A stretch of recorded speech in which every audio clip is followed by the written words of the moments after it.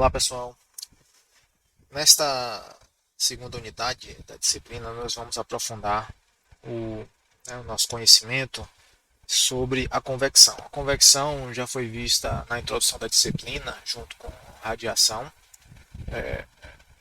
num nível introdutório, claro, mas agora nós vamos um pouco mais além, daquele aprofundamento que foi dado.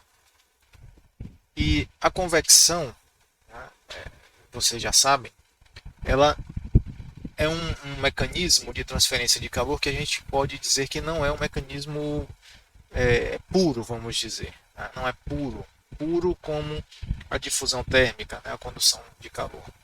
Porque a convecção é uma combinação de transferência de calor por difusão térmica e movimento do fluido, deslocamento macroscópico do fluido. Então, podemos dizer que a convecção é uma condução de calor, ou difusão térmica,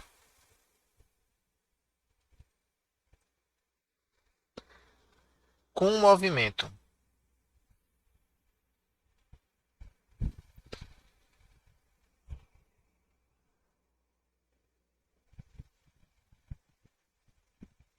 do fluido, certo? Sendo que este movimento macroscópico, esse deslocamento macroscópico do fluido, onde você tem uma porçãozinha de fluido que se desloca de um ponto A a um ponto B. Ao se deslocar, essa porçãozinha de fluido leva consigo as suas propriedades físicas. Todas as propriedades físicas que vocês podem pensar, inclusive as termodinâmicas, como energia interna, entalpia, entropia. Tá? E esse deslocamento ele pode ocorrer de uma maneira bastante rápida. Então, a convecção de calor é um mecanismo muito eficiente de troca térmica, tá? De transferência de energia no interior de um material. Se o material consegue escoar, ele vai transferir energia com maior rapidez, maior eficiência. Agora tem uma questão. Pelo fato do movimento macroscópico ser muito eficiente na transferência de energia, vem a pergunta: a condução de calor deixa de ocorrer na massa de fluido? A condução térmica ou a difusão térmica deixa de ocorrer? E a resposta é não. Ela continua ocorrendo. Afinal de contas, se há uma diferença de temperatura entre dois pontos, tá? A energia será transferida do ponto de maior temperatura para o local de menor temperatura, certo? Inclusive por difusão térmica. Porém, esse movimento macroscópico ele é muito mais rápido nessa transferência. Então, o movimento macroscópico acaba sendo mais importante, predominante, muito mais dominante do que a difusão de calor propriamente dita. Ok? Então, o mecanismo de convecção ele se caracteriza pela transferência de calor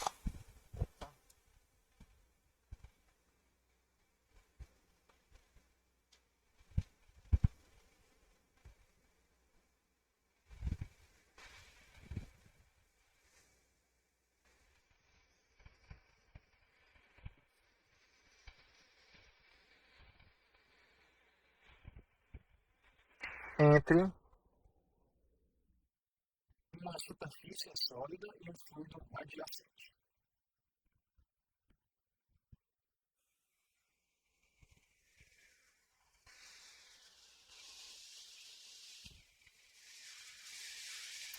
E um fluido adjacente. Entenda como fluido adjacente simplesmente um fluido que está em contato com esta superfície, ok? O fluido está em contato. Porque se não tiver contato, não vai trocar energia nem por difusão, nem por convecção, apenas por radiação, certo? E a taxa de troca térmica por convecção pode ser equacionada, descrita através da lei de Newton do resfriamento. Taxa de troca térmica ou de transferência de energia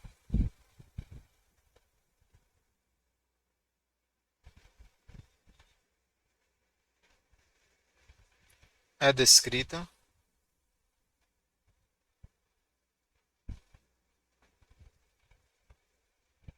pela lei de Newton do resfriamento.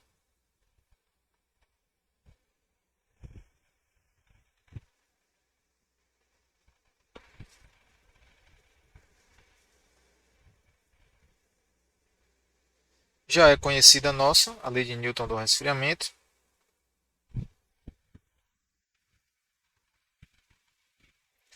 Mas vamos explorar um pouco mais aqui. Podemos escrever nesse formato: fluxo igual a delta T. Quando proposto,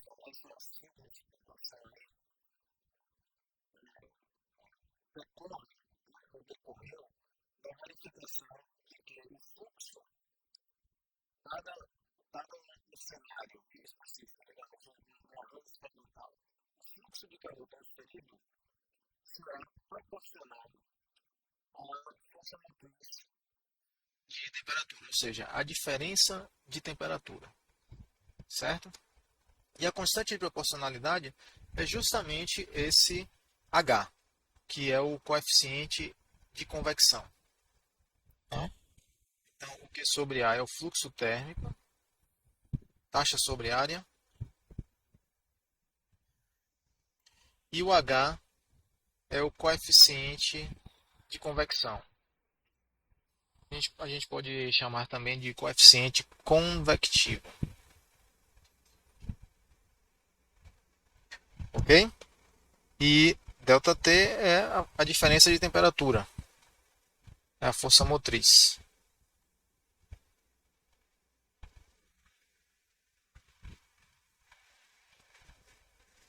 Entre a superfície sólida e o fluido. Ok? Então, repare, essa equação 1, ela tem um formato, né, tem um aspecto assim, bastante simples, não é não, pessoal? Uma equação algébrica, poucas variáveis e parâmetros, bastante simples, né? Então, a equação 1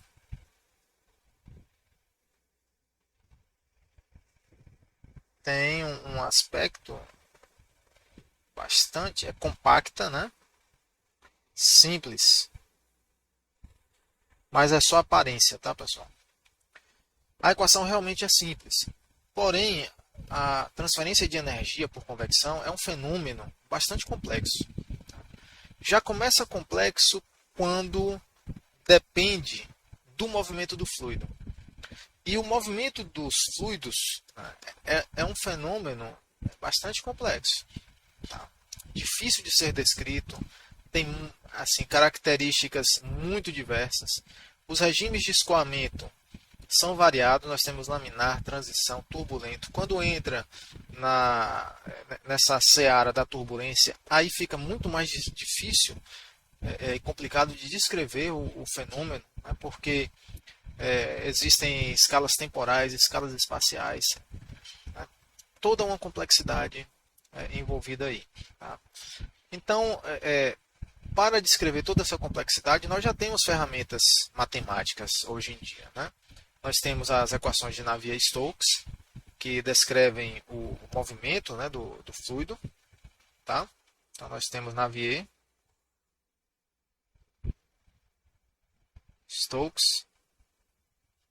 certo? E nós temos a equação da energia, a equação que eu deduzi com vocês. Isso aqui é FT1, vocês viram lá em FT1, e a equação do transporte ou da transferência de energia que deduzimos lá no início do curso. Aquela equação diferencial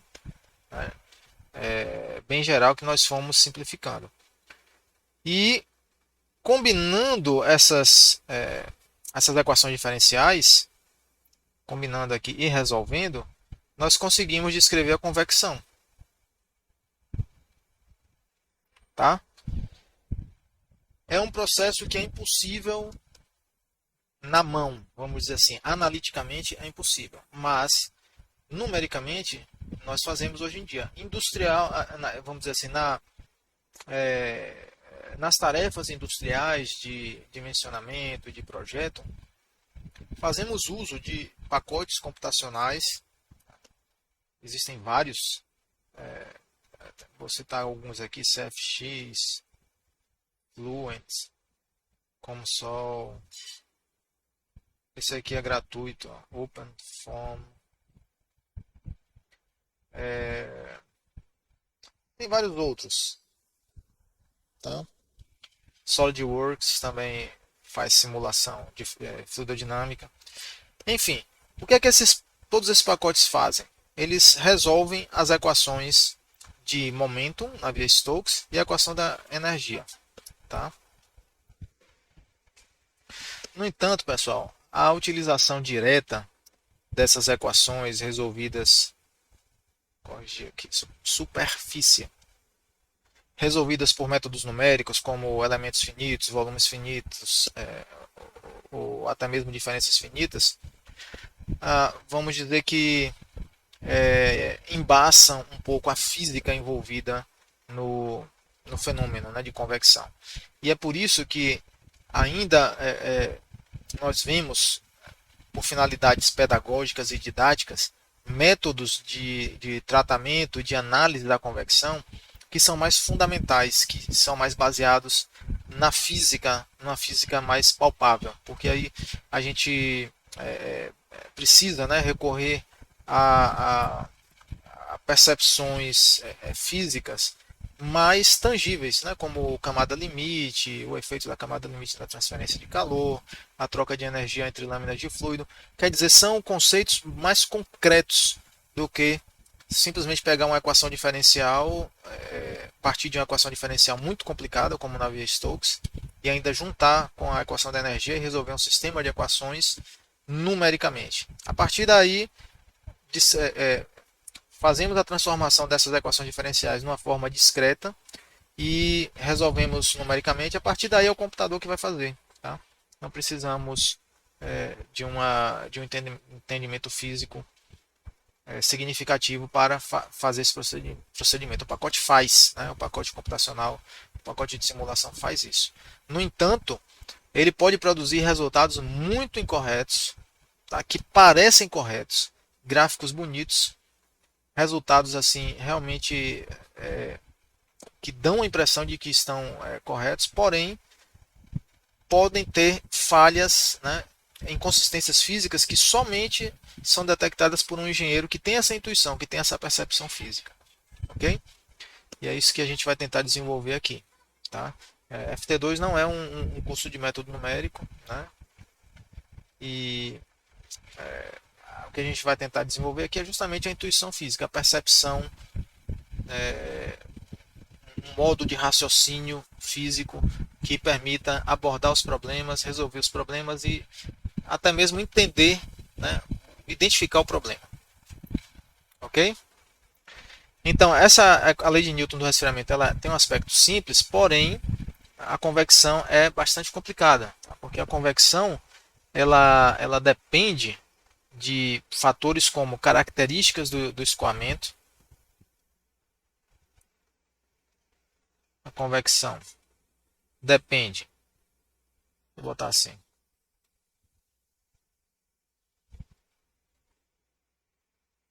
características do escoamento,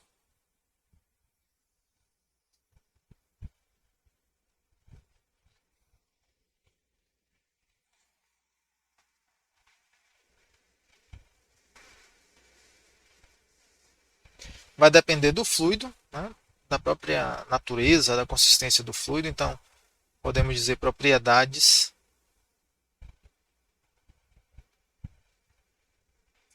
do fluido. E vai depender da geometria do sistema.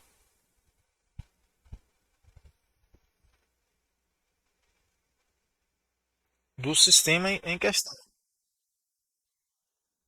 A convecção no interior de um tubo vai se comportar de um jeito, a convecção externa a um tubo com o escoamento axial alinhado a ele vai se comportar de outro jeito, a convecção transversal externa a um tubo vai ser outra, a convecção sobre uma esfera, sobre um objeto irregular vai se comportar de outra maneira. É assim, depende da geometria também. Tudo isso aqui está contemplado nesse sistema de equações, Navier-Stokes, equação da energia e condições de contorno. Tá?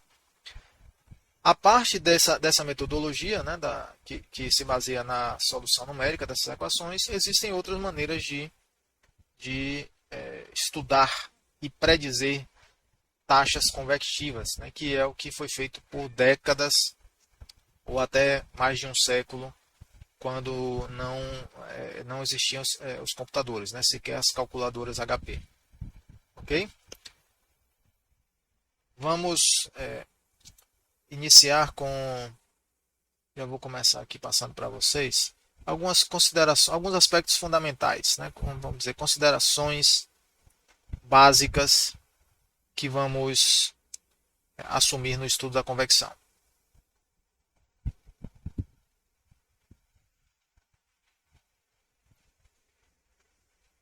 Então, o raciocínio, a análise que nós vamos desenvolver, ela vai depender de algumas premissas. Eu vou citar só duas agora e posteriormente vamos adicionando mais premissas ao longo do curso, ao longo da própria exploração do conteúdo, tá certo?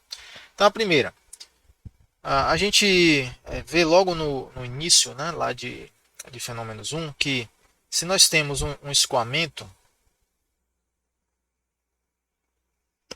esse escoamento pode ser abstraído, entenda, pode ser visualizado como lâminas de fluido muito finas, né? Placas de fluido escorregando umas sobre as outras, não é verdade? Sendo que a primeira lâmina, a primeira placa, aquela que está aqui, ó, em contato direto com a superfície sólida, digamos, uma placa, aqui a superfície de um tubo, etc. Tá? Essa primeira camada ela está estacionária, né? Ela está aderida, colada na superfície sólida, certo? Nós vamos assumir esse princípio, tá, pessoal? Sempre vamos assumir isso. Isso funciona muito bem para a maioria dos gases, para assim, vamos dizer, quase todos os gases e líquidos, com a superfície de troca térmica com as características adequadas, tá certo? Então, a outra maneira de expor, né, de identificar esse fenômeno, né, de aderência é através do grau de molhabilidade que um fluido tem sobre uma dada superfície, um dado material. Então, se ele molha o material, vamos colocar esse molha entre aspas, porque o molhar, né, seria você colocar o fluido em contato com a superfície e ele formar uma película que escorre sobre ela. Certo? Quando ele forma essa película, ele aderiu, né, aderiu à superfície sólida. Então, ele molhou. É o caso, por exemplo, da água em um vidro limpo, né? Ele molha, a gente vê isso acontecer, né? Nos laboratórios de química, né? De química inorgânica, orgânica, a gente aprende a fazer a leitura, por exemplo, do volume em uma bureta ou em uma proveta, tá? Em uma bureta também, né? Na bureta está lá, tem a bureta, aí você vai fazer a titulação, né? Como é que a gente mede aqui o nível? Não é colocando a solução e fazendo a leitura dessa curvinha aqui, né, que a gente chama de menisco, do menisco aqui por baixo. A gente despreza essa perda, essa diferençazinha aqui, né, da curvatura do menisco. Por que o menisco é encurvado dessa maneira? Porque esse líquido ele molha o vidro, tá? Ele molha o vidro, ele tem afinidade com o vidro. E aí a tensão superficial faz com que o menisco se curve para cima dessa maneira. Certo? Já se nós pegássemos a mesma proveta e colocássemos dentro dela mercúrio, o metal líquido, a gente observaria que o menisco, ó, será um menisco. Vou dizer que esse aqui é côncavo, esse aqui convexo, como a pessoa que está olhando de cima. Certo? Então, nesse caso aqui, o mercúrio não molha a superfície. Um escoamento de mercúrio num tubo de vidro não atende ao princípio da aderência. Certo? Esse princípio aqui da primeira camada aderindo. Tá? Aderindo e colada, né, na superfície sólida. Então, na superfície sólida, qual é a velocidade se o fluido está aderido a ela? O fluido terá velocidade zero. Então, lâminas de fluido.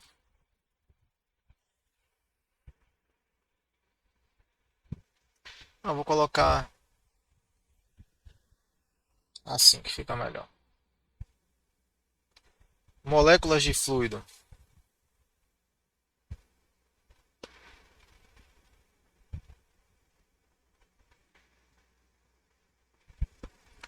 De fluido em contato direto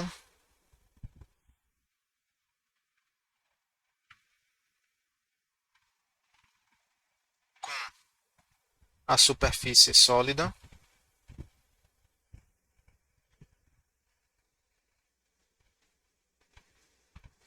estarão estagnadas. Se estão estagnadas, estão paradas, ok? Essa é a ideia, tá? Princípio da aderência. Alguns autores, alguns livros chamam de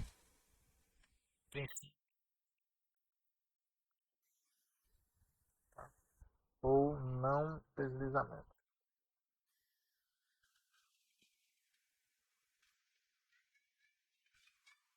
Tranquilo? Ok? Vai ser muito importante esse princípio no estudo da convecção, tá? É ele que dá origem à camada limite, ok?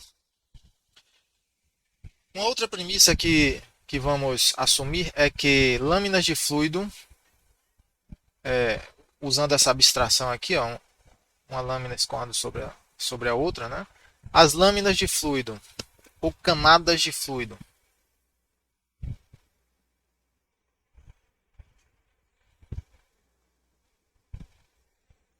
adjacentes ou próximas, né? Vamos dizer que sejam próximas da fronteira sólida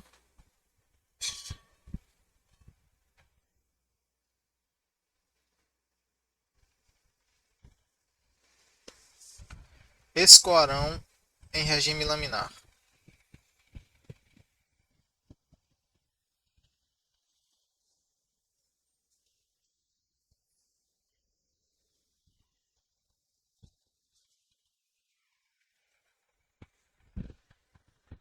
Certo? Isso aqui é muito importante, pessoal, também porque a, o padrão, né, de escoamento, o modo de escoamento dessas camadas vai determinar diretamente se a transferência de calor transversal na direção ortogonal à parede será por difusão ou por convecção. Tranquilo?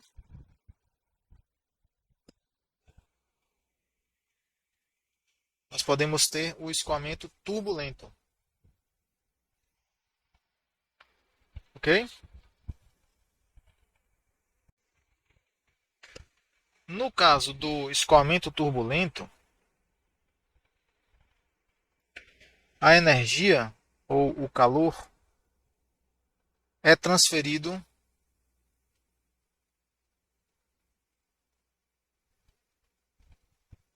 principalmente por deslocamentos macroscópicos do fluido.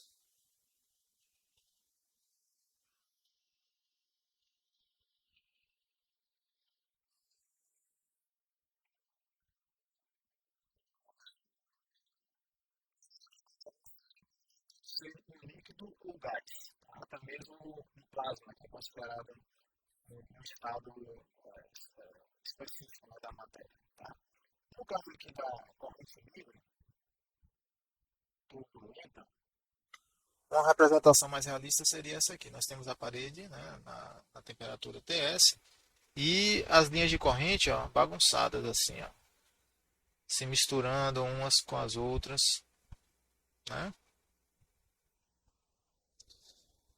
É mais realista essa representação. E a taxa de transferência de calor aqui.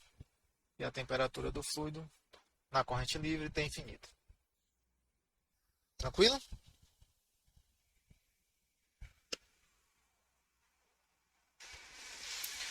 Estes campos de escoamento laminar ou turbulento podem ser produzidos por diferentes tipos de convecção. Então, vou falar aqui dos dois tipos de convecção. Nós temos a convecção dita natural, podemos chamar também de convecção livre. Tá? A gente usa, né, por hábito mesmo, com mais frequência, esse termo aqui, mas o termo de convecção livre ele é até mais correto. Tá? Ele é mais rigoroso no conceito, porque há processos de transferência de calor por convecção que são processos naturais, no sentido de serem da natureza, não ter uma intervenção humana, não serem produzidos, a convecção não é produzida por uma máquina, por exemplo, nem intensificada por uma máquina, é da natureza mesmo, o vento é um exemplo, tá? Correntes marítimas é um outro exemplo. E tá? A convecção pode ser, vamos dizer, é natural no sentido de ser produzida pela natureza, vamos dizer assim. Tá?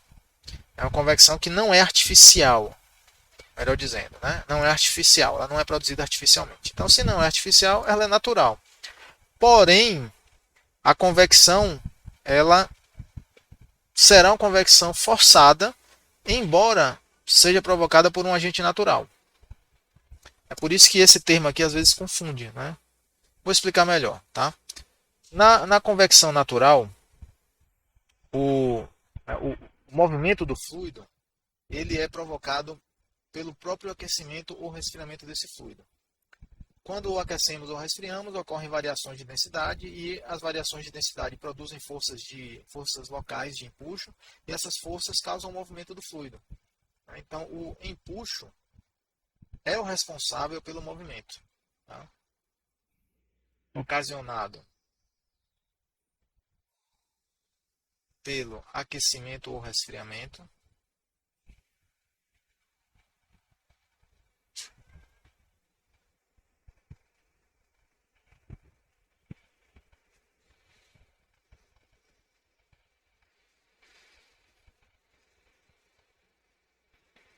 Provoca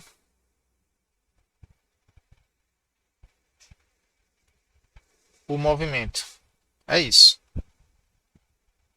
Então veja, é o empuxo que vai provocar o movimento, tá?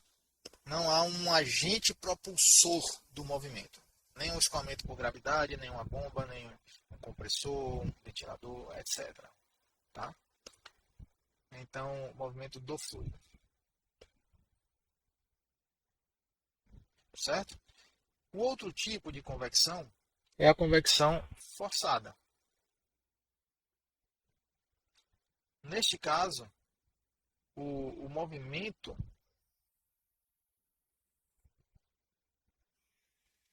é provocado por um agente externo.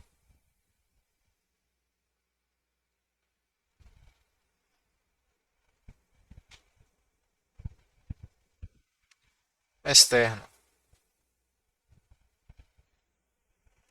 Geralmente, uma bomba, um compressor,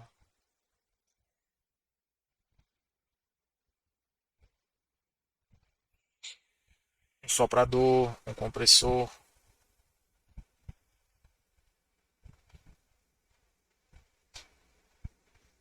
etc. ok? Então, revisitando essa distinção que eu havia falado no início da explicação, que pode não ter ficado tão clara. Há fenômenos, processos de transferência de calor por convecção, que não são causados por dispositivos mecânicos, como uma bomba, um soprador, um compressor, e são convecção forçada. E o fenômeno é, é de convecção forçada e não natural. Tá? Então, por exemplo, eu havia mostrado para vocês, né, isso aqui é uma linha de um poste, tá? E em alguns postes existem eu falei quando nós estudamos a letras, os transformadores, né, esses trafos. O pessoal chama de trafo. É um transformador, tá? Esse transformador, ele produz grande quantidade de calor. Os fios aqui, né? E aqui nós temos o transformador. Esse calor ele tem que ser dissipado para o ambiente, porque o, o equipamento, né, ele internamente tem um óleo isolante que banha as bobinas, né, de fio mesmo, e esse óleo recebe o calor das bobinas, né, o calor que é dissipado, que é gerado por efeito Joule, né, e é dissipado para o óleo, e o óleo dissipa, transfere esse calor para a carcaça, para as aletas, e aí resfria o óleo. Esse óleo isolante, se ele não for resfriado, pessoal, ele degrada. Ele vai passando por reações químicas de craqueamento e eventualmente ele pode não ser um isolante tão bom, tá? O próprio revestimento dos fios, né, das bobinas, ele vai craquelando, e a capacidade de isolamento dele vai se perdendo também. Então, um transformador pode ter a sua vida útil muito prejudicada se a temperatura operacional dele subir, né, for acima da expectativa, do desejado, né, do especificado. E aí, quando ocorre essa degradação do óleo e do próprio verniz isolante das bobinas, o transformador entra em curto-circuito e ele pode até explodir. Ok? Então, veja, como é que ocorre o resfriamento desse transformador do lado do ar, do lado do ambiente. Aqui nós temos o ar. Né? Essa transferência de energia vai ser por convecção, concorda? Né? Convecção. Ok? Claro, temos uma superfície sólida e um fluido. Tá? E aí, o que é que acontece? A transferência de energia por convecção. Mas eu pergunto para vocês, essa convecção é natural ou é forçada? Né? Aí é que vem o problema desse termo natural, porque vocês podem pensar assim, né? Alguns podem pensar assim. Ora, o vento está passando aqui por sobre o transformador e está resfriando ele, não é isso? O vento é ar em movimento, ar em deslocamento é o vento. E o vento é um fenômeno natural, né? Provocado por variações de pressão na própria atmosfera. Então é natural. E alguém pode ser induzido a pensar, né, já que o vento é o que está resfriando o transformador, que esse processo convectivo é um processo de convecção natural. Não é natural. Tá? Nesse caso aqui, o vento ele troca, né, ele retira calor do transformador por convecção forçada. Olha só, a convecção é forçada, não é natural. Tá? Por que é forçada? Porque o movimento do vento não é provocado pela transferência de energia do transformador. O movimento do vento é provocado pelas correntes atmosféricas.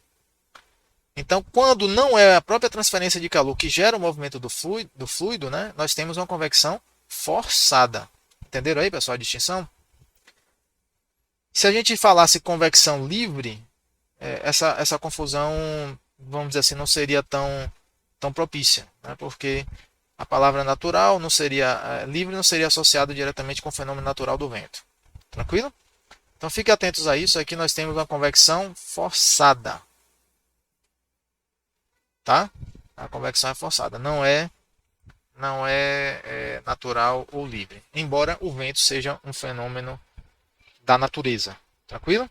Tá claro aí?